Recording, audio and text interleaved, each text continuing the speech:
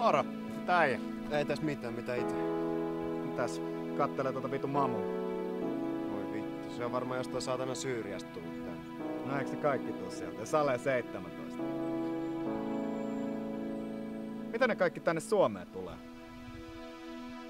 No vittu, viemään meidän naiset saatana. Just.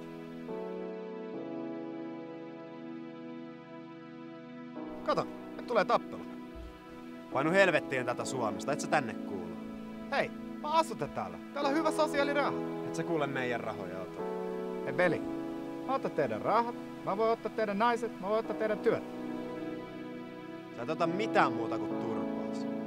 Haluut sä nyt vittu turpaas?